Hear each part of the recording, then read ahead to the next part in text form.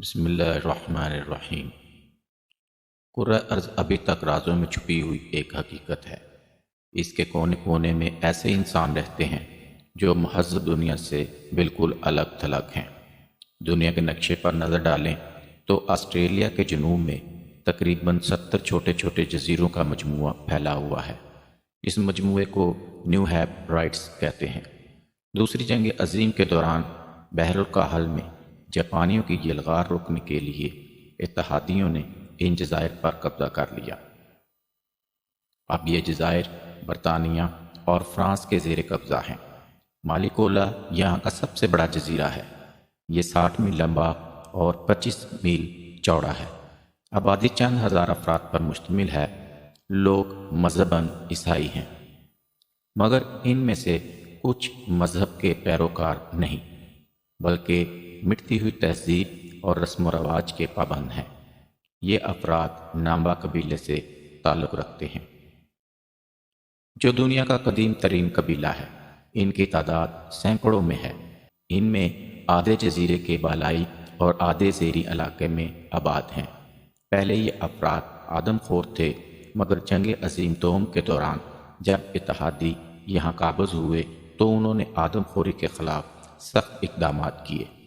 1940 کے بعد جو شخص آدم خوری کا مرتکب ہوا اسے موت کی سزا دی جاتی۔ نامبا قبیلے کے لوگ جن علاقوں میں آباد ہیں ان تک پہنچنے کے راستے نہایت دشوار گزار ہیں۔ جگہ جگہ پہاڑی ڈھلوانے ہیں، بارش سے راستے دلدل اور کیچڑ بن جاتے ہیں۔ یہی وجہ ہے کہ یہاں تک بہت کم لوگ پہنچ سکے۔ 2004 میں ایک برطانوی خاتون سیاح الزبتھ نے نامبا قبیلے کا دورہ کیا تو یہاں کے رسم و رواج دیکھ کر حیران رہ گئی۔ اس قبیلے میں بھابھی کا رشتہ بہت قابل احترام سمجھا جاتا ہے۔ ان کا عقیدہ ہے کہ آباء و اجداد کی روحیں جنگل کے دوسرے عناصر اور بدروحوں کے ساتھ مل کر حیرت انگیز کارنامے سر انجام دے سکتی ہیں۔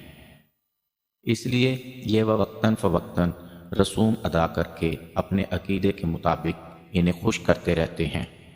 ان میں جو لوگ روحوں کو بلانے اور ان سے حسب منشا کام لینے کی صلاحیت رکھتے ہیں انہیں مقدس یا زہریلا آدمی کہتے ہیں۔ تاہم کوئی بھی زہریلا آدمی خواہ کتنی پوشیدہ قوتوں کا مالک کیوں نہ ہو، قبیلے کی روایات اور اصولوں کا احترام کرتا ہے۔ بچہ جب 7-8 سال برس کا ہو جائے تو اس کا خوف اور ڈر دور کرنے کے لیے ایک رسم کا اہتمام کیا جاتا ہے۔ شام کے وقت آبادی سے باہر درختوں کے جھنڈ میں 3-4 بچوں کے ہاتھ پہ باندھ کر چھوڑ دیا جاتا ہے۔ آدھی رات کے قریب بچوں کے رشتہ دار اور قبیلے والے ہاتھوں میں خشک بانس کی مشلیں لیے ناچتے گاتے اور شور مچاتے ہوئے آتے ہیں اور خوب ادھم مچاتے ہیں۔ جنگل کے اندھیرے اور سناٹے میں یہ ساری رسم نہایت ہولناک معلوم ہوتی ہے۔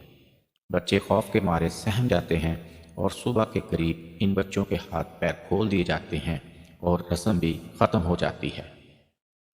نامبا کے ہاں عورت کی خوبصورتی اور وفاداری کا معیار دنیا سے بالکل انوکھا ہے۔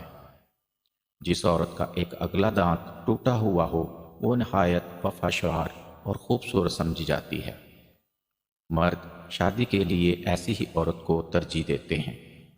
اس قدر و منزلت کو حاصل کرنے کے لیے عورتیں اپنا دانت تڑوانے کے لیے بخوشی تیار ہو جاتی ہیں۔ کوئی شخص مر جائے تو اس کی طویل رسومات کا سلسلہ شروع ہو جاتا ہے۔